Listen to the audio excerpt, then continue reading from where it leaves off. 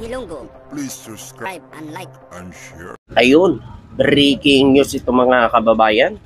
Ayun na. Nako, mga kababayan. Ano kaya ang masasabi ng mga didilis dito? Nilaglag na naman ng isang kalyado at dating PNP chief ni Duterte. Mga kababayan, wala daw sa drugless si PBBM. Eto na, mga kababayan. Nagsisilabasan na talaga ang totoo. No? Ang kasinungalingan na pinapakalat ng mga didilis. Nagsabi ngayon na wala sa druglist si PBBM ay dating PNP chief ni Pangulong Duterte. Hindi pa ba kayo maniniwala, mga kababayan? O talagang nagbibingi-bingian kayo, kayong mga didilis, kapag katotohanan na ang pinag-uusapan? 'Di ba? Wala naman talaga si PBBM. Sinasabi nilang nasa PDEA list daw si PBBM, mga kababayan. Kumpirmado na yan, ha? Sinabi na yan ng dating PNP chief ni dating Pangulong Duterte.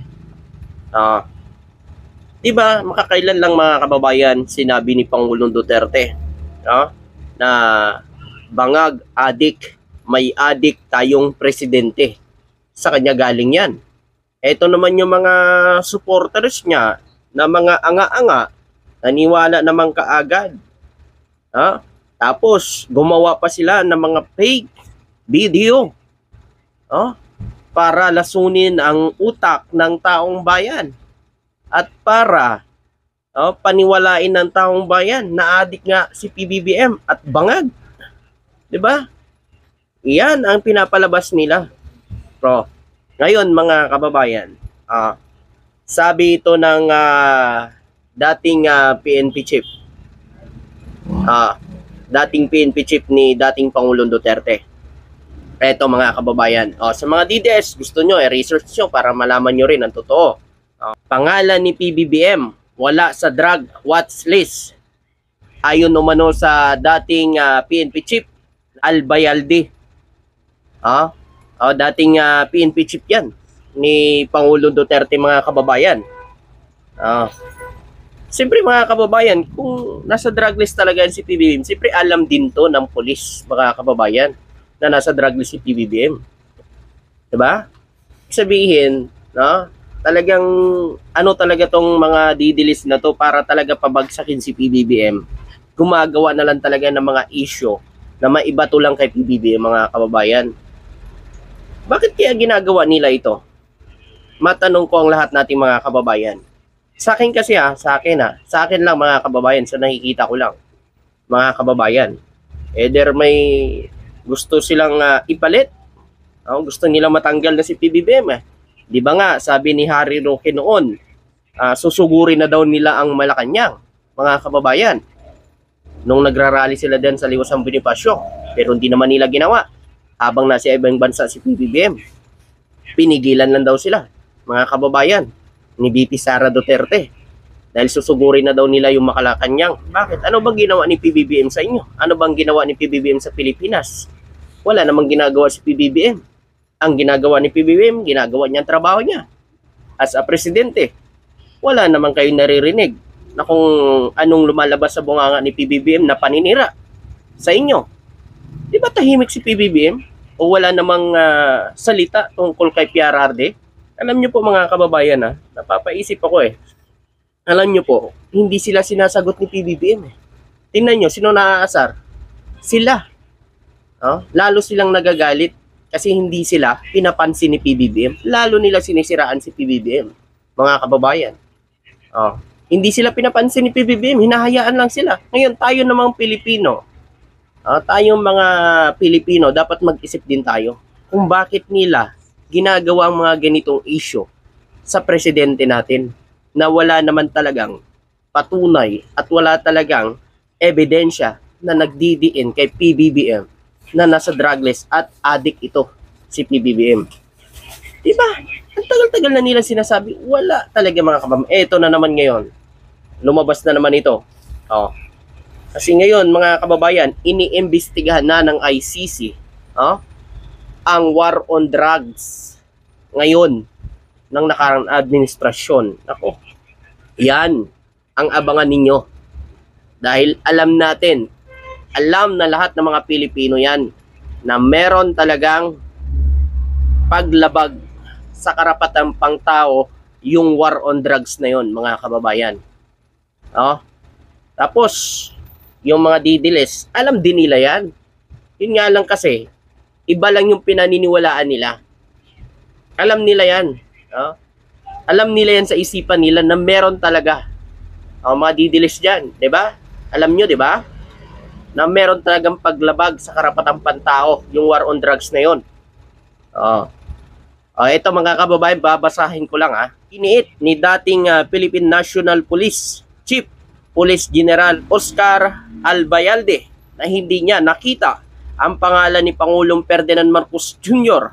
sa dating drug watch list na nakalipas na Duterte administrasyon. Oh, kita nyo? PNP chief na yan, mismo mga kababayan, nagsasabi na wala sa drug list si PBBM. Eh, saan kaya pinagkukuha yan ng mga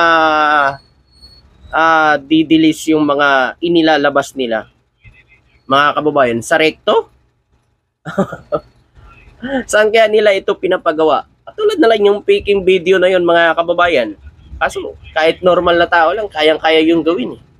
Kasi kung tutusin niya mga kababayan, no? Biruin nyo, sila nagpapatupad ng batas. Tapos dun sa lugar nila, mismo mga tauhan nila sa City Hall, nag-positive sa drug test. Biruin mo yan, mga kababayan. Ibig sabihin, mga tauhan niya hindi natatakot sa kanila. Ngayon, gusto nilang linisin yung bakuran ng iba. Yung kanila pala, hindi nila kayang linisin. Diba? Kaya sa lahat natin mga kababayan, magtaka tayo. Ano yun, gawa-gawa lang nila yung may nag-positive doon? Na mga empleyado doon sa City Hall nila. Ano yun? Gawa-gawa lang mga kababayan? Ha? Oh, sa lahat nating mga kababayan, eto, ginagawa lang nila to kasi mga kababayan, nakikita nila na maganda naman talaga ang hadikain ni PBBM dito sa bansa. Maganda ang hangarin niya sa bansang Pilipinas. Wala siyang ibang ginagawa kundi focus siya sa trabaho niya. Focus siya na paunlarin muli ang bansa. Subalit itong mga didilis na to kung ano-ano na lang ang binabatong paninira sa gobyerno o kay PBBM. May sinasabi pa silang grabe daw ang korupsyon dyan sa Malacanang. Bakit? Ganyan ba kayo dati? Gawain nyo ba dati yan? Ba't binabato nyo ngayon yan sa administrasyon? Diba? Ganun lang yan eh. Gawain nyo kasi dati yan. Kaya ngayon gusto nyo ibato sa administrasyon ngayon.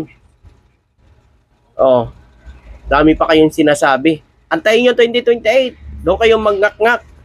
Doon nyo ipakita yung suporta ninyo. Hindi na patalsikin nyo ngayon yung presidente na pinili ng taong bayan yan. Hindi lang kayong mga didilis kayo.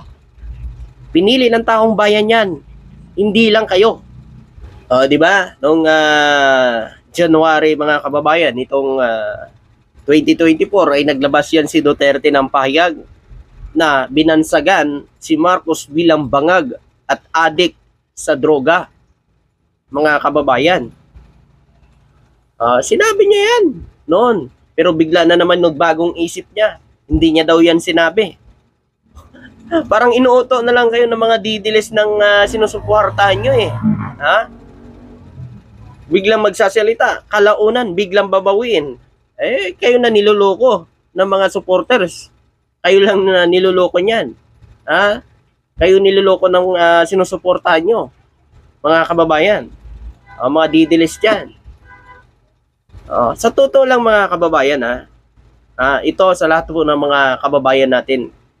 Kung meron talaga yan mga kababayan, kung sino man ang may hawak na ebidensya, matagal na nila yan inilabas kung totoo at tunay yan. Kung ano-ano ang nilabas nila, puro peking dokumento, peking video na si PBBM daw. Naniniwala naman dun sila kay Maharlika. Na alam nyo naman si Marlica, isa yan sa mga supporters dati ni PBBM. Nga lang, mga kababayan, nung hindi siya pinagbigyan ni PBBM, nagalit. Yan ang number 1 na naninira sa ating mahal na Pangulo. Ngayon, Ang kawawa dyan, yung mga supporters niyan na inuuto-uto na lang. So yun po mga kababayan, maraming salamat at magandang araw po sa inyong lahat. Kayo, anong masasabi nyo? Kasi ako talaga mga kababayan, kung totoo yan ang sinasabi ng nila na nasa drug list si PBBM, matagal na nilang inilabas yan.